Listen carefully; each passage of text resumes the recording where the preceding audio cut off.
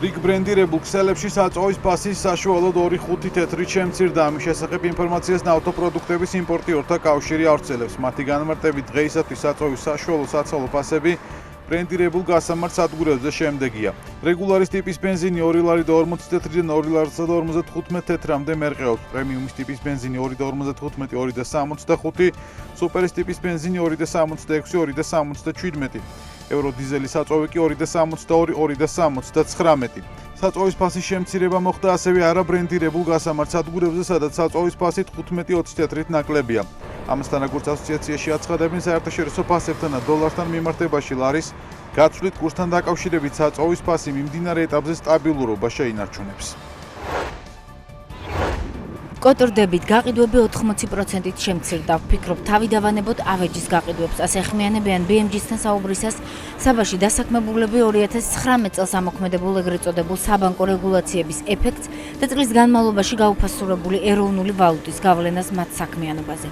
საბაში ავეჯის რეალიზაციის მხრივ მდგომარეობა ძალიან მძიმეა, აცხადებენ მოვაჭრეები. მათი თქმით, საბანკო რეგულაციების შემოღების შემდეგ გაყიდვებმა 80%-ით იკლო. ხოლო BMG-ის კითხვაზე აქ თუ არა ინფორმაცია გაზაფხული საბანკო რეგულაციების შერბილების შესახებ ნაწილი ამბობს, რომ აქვს, თუმცა არ ფიქრობენ, რომ ამით მნიშვნელოვნად შეიცვლება სურათი. თუმცა არიან ისეთებიც, ვინც პოზიტიურადაა განწყობილი და იმედოვნებენ, რომ საბანკო რეგულაციების შერბილების შემდეგ ვითარება გამოსწორდება. მდგომარეობა წლიდან წლამდე უარესდება. 2019 წელს გასაგებია, რომ რეგულაციები ამოქმედა და ამან საბოლოოდ იმოქმედა ჩვენს საქმიანობაზე. ადრე თუ კვირაში 7 განვადებას ვაკეთებდით, ახლა 1 განვადება ან კეთდება, ან არა.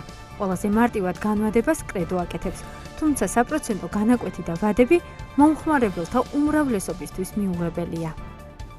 საქონელი მომაქვს, მაგრამ ვერ ვყიდი, თუ ასე გაგრძელდება, ალბათ ამ საქმეს თავს დავანებებ. ძალიან ბევრი წავიდა საბადან და მეც მივყვები. დივან სავარძლებზე ხალხი ადრე ადვილად აკეთებდა განვადებას და ახლა ამდენი ფული ხელზე არავის აქვს. დღეები გადის და ჩვენ უბრალოდ ვფიქსირდებით, რომ აქ ვაჭრობთ, ვიხდით იჯარის თანხას, კომუნალურებს, საშემოსავლოს და 50 ლარიც აღარ გვრჩება მოგება. ლარის კურსმაც იქონია გავლენა, გვინდა არ გვინდა პროდუქციაზე ფასები გავზარდეთ. ჩვენ თურქეთიდან შემოგვაქვს საქონელი, შესაბამისად დოლარის კურსზე ვართ დამოკიდებულები. ყველაფერი ამის ფონზე გაყიდვები 80%-ით შემცირდა. გვერდით სექციის გამყიდველიც ხან მოდის, ხან არა, რა აზრი აქვს მის მოსვლას. მყიდველი თუ მოვა დავურეკავ და ვკითხავ ფასფუჭი, დროის ხარჯვა მაინც არ გამოუვა აქ ჯდომით. კოტრდებით. ვფიქრობ, ასე თუ გაგრძელდება წელსაც დავანებებ ყველაფერს თავს და წავალ საზღვარგარეთ. აბა აღარაფერი გამოდის აქ. წარმოიდგინეთ, 250 ლარიან საწოლებზე მოდიოდნენ და განვადებას აკეთებდნენ. ახლა მაგასაც ვერ აკეთებენ და დღეში ერთი პროდუქტი მაინც რომ გავყიდოთ, გვიხარია. საშუალო ფენა იყო ჩვენი მომხმარებელი და ახლა ისინიც აღარ მოდიან ჩვენთან.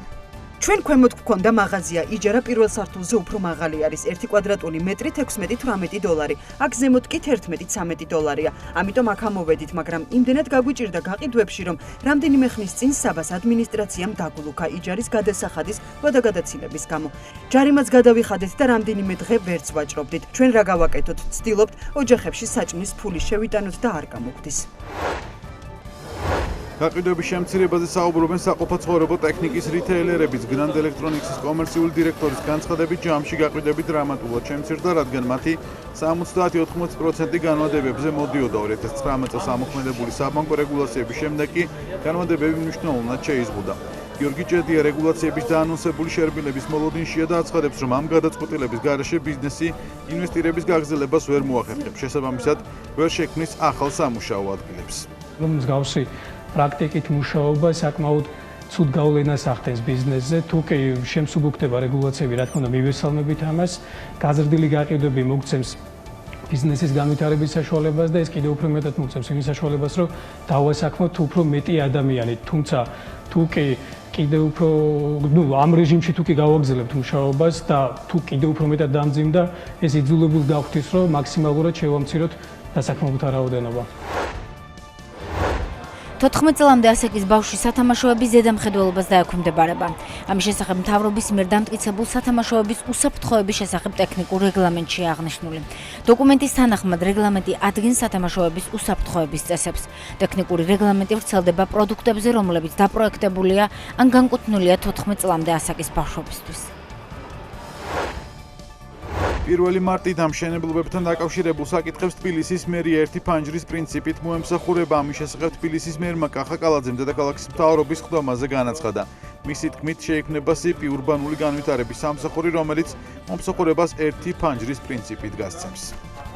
1 მარტიდან შეიქმნება ურბანული სამსახურის საჯარო სამართლის იურიდიული პირი, რომელიც უკვე ერთი ფანჯრის პრინციპით გასცემს მომსახურებას. თუ დღეს მშენებლებს, დეველოპერებს უწევთ სხვადასხვა სამსახურში სიარული, პროექტების შეტანა, ეს ყველაფერი იქნება მოწესრიგებული და ერთი ფანჯრის პრინციპით იმუშავებს ურბანული სამსახური.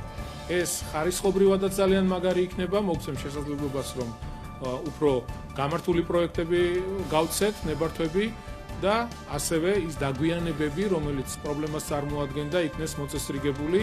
მას ასევე ამ მომსახურებას ასევე ექნება ფასიანი მომსახურება იქნება იგივე პრინციპით, როგორც ამას აკეთებს არქიტექტურის სამსახური. საქმის კურსი დაინტერესდა, როგორია თავად ბიზნესის შეფასება. ექნება თუ არა პრობლემები სამშენებლო პროექტების დამტკიცებისას და ჭიანურდება თუ არა პროცესები. როგორც კომპანია რედკოში ამბობენ, წინა წლებისგან განსხვავებით გაზრდილია ვადები და თუ ადრე ორ თვეში იყო შესაძლებელი. ურბანულ სამსახურში კონკრეტული დოკუმენტების აღება ახლა ეს ვადა 1 წლამდეა გაზრდილი, რაც რა თქმა უნდა პრობლემაა. დეველოპერულ კომპანია რედიქში კი მსგავსი ტიპის პრობლემებს ნაკლებად აწყდებიან.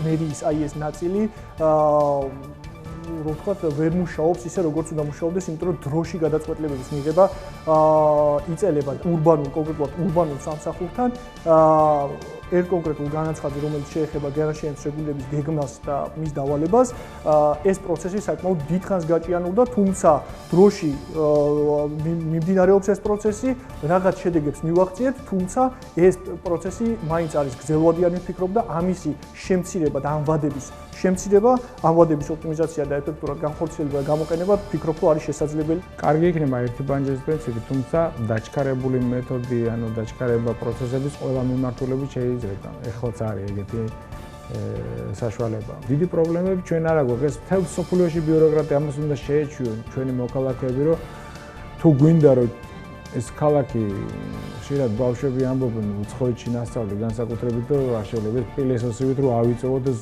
უგვანი და უსახური სახლები რაც ამ ქალაქში გაჩნდა ბოლო 30 წლის განმავლობაში და ეს მე ვფიქრობ უმთავრესი ამოცანაა როგორმე გავწმინდოთ რაღაც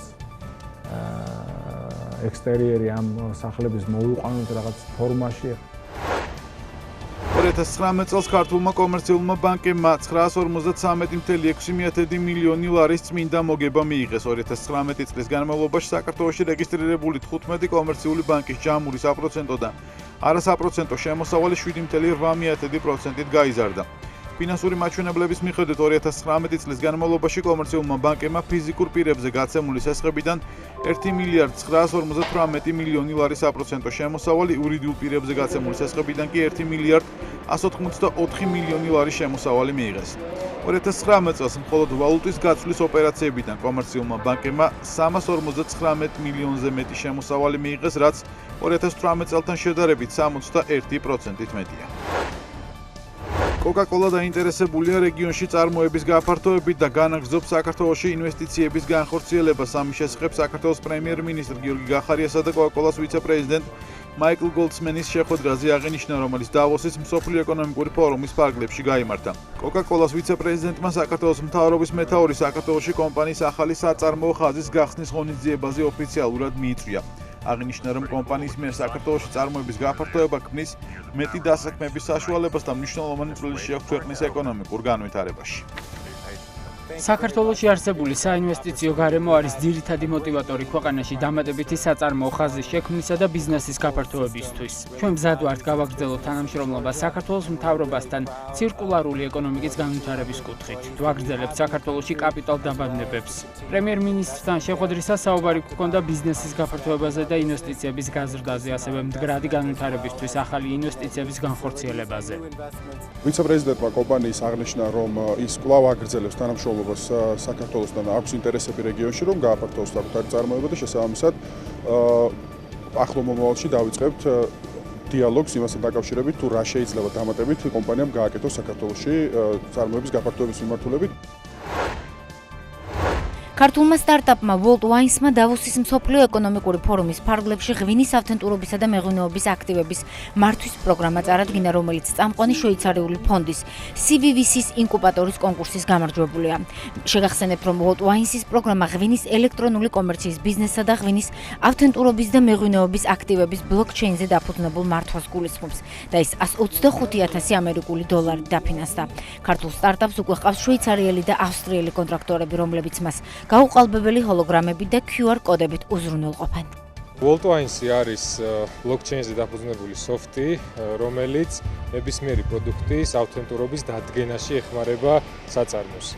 მაგრამ რა თქმა უნდა ვიწყებთ ქართული ღვინით პირველ რიგში, რადგან ღვინო არის პრემიუმ ქართული პროდუქტი, რომელიც გვინდა გავაცნოთ მსოფლიოს, მისი ფასი გავზარდოთ და საქართველოს ბაზრების დივერსიფიცირება მოვახდინოთ მთელი მსოფლიოს მასშტაბით. ღვინის შემდეგ კი გადავალთ სხვადასხვა ალკოჰოლურ პროდუქტებზე, რის შემდეგაც სავარაუდოდ ფართო ინდუსტრიებს მოვედებით, როგორც არის ნებისმიერი საყოფაცხოვრებო თუ ინდუსტრიული ნივთი. შვეიცარიული ინვესტორის ქონა სტარტაპისთვის ეს არის ძალიან დიდი პრესტიჟი, რომელიც ეხმარება და ჩვენ დაგვეხმარა უმნიშვნელოვანესად, რომ ახალი დაფინანსების წყაროები, ახალი კონტაქტები გვენახა როგორც აზიის ბაზარზე და ასევე ისეთ უმნიშვნელოვანეს ფორუმზე, როგორც არის მსოფლიო ეკონომიკის ფორუმი დავოსი.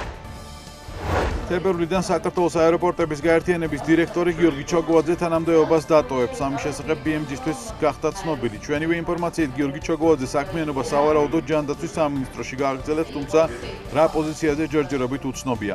ინფორმაციის გადამოწმების მიზნით BMG აეროპორტების გაერთიანების პრესსამსახურს დაუკავშირდა, სადაც აღნიშნული არ დაადასტურეს. ჩვენ ველოდებით პასუხს ეკონომიკის სამინისტროდანაც.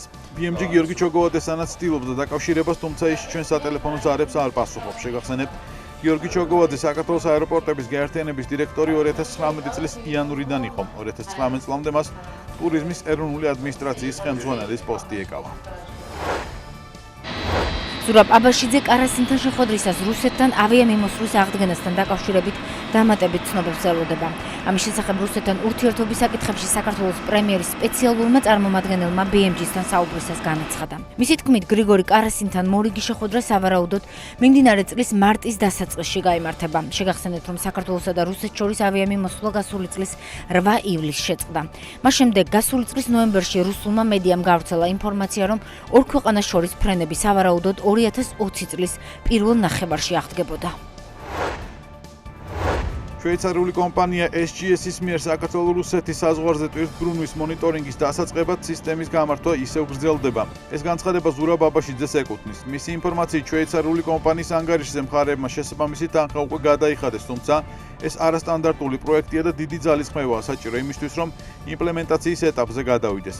შეგახსენებთ, რომ მონიტორინგის სამსავაჭრო დერეფანზე განხორციელდება პირველი, რომელიც აფხაზეთის მიმართულებას ფარავს, ის სოჭიდან იწყება და ზუგდიდში მთავრდება. მეორე დერეფანი მოიცავს ცხინვალის რეგიონს, ხოლო მესამე ზემო ლარსი-ყაზბეგის სასაზღვრო გამშვებ პუნქტზე მდებარეობს.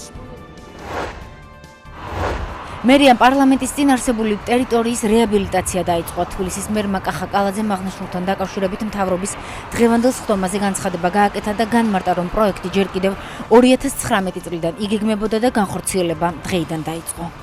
ვიწყებთ პარლამენტის წინ სარეაბილიტაციო სამუშაოებს, რომელიც არის ძალიან მძიმე მდგომარეობაში და მინდა ასევე ჩემს მოადგილეს ქალბატონ სოფო ხუნწარიას დავავალო, რომ 9 აპრილის მემორიალის მოწესრიგებაც, რადგან ჩვენ დავიწყეთ ეს სამუშაოები, პროექტი ჩვენ თუ არ ვცდები გასული წლის 2019 წლის მაისში თუ ივნისში შევიძინეთ და დავიწყეთ დღეს უკვე სამუშაოების უშუალოდ განხორციელება და ყველანაირად იქნება მოწესრიგებული იქ არსებული მდგომარეობა. თანხა იხარჯება მუნიციპალიტეტის ბიუჯეტიდან, თვითონ კონკრეტული თანხა არის დაახლოებით 9 მილიონის ფარგლებში არის, თუმცა აქ შემდგომ დამატებით მოხდება კიდე შადრევნების რეაბილიტაცია, განახლება, ასევე მოხდება დამატებითი მწვანე სივრცის შექმნა. სამუშაოებს ახორციელებს კომპანია Green Service, რომელსაც მერიასთან აქვს ტენდერი მოგებული. თბილისში ეგრეთ წოდებული წყნეთის სამთავრობო აგარაკები ვერ გაიყიდა. პროექტ 100 საინვესტიციო შეთავაზება ბიზნეს პარკებში წყნეთში მდებარე ყოფილი სამთავრობო აგარაკები ელექტრონულ აუქციონზე იყო გამოტანილი. ღია ელექტრონული აუქციონი 2019 წლის 23 დეკემბერს გამოცხადდა და დღეს დასრულდა. ელექტრონულ აუქციონზე გამოტანილი ქონების საწყისი პასი 55,710,287 ლარი იყო. სახელმწიფო ქონების ეროვნული სააგენტოს მონაცემებით ტერიტორიის შემძინს ადგილზე ტურისტული კომპლექსი უნდა მოეწყო, რაშიც მინიმუმ 20 მილიონი ლარის ინვესტიცია უნდა განეხორციელებინა. უცნობია სახელმწიფო ქონების ეროვნული სააგენტო ობიექტს კიდევ გამოიტანს თუ არა გასაყიდად და როდის.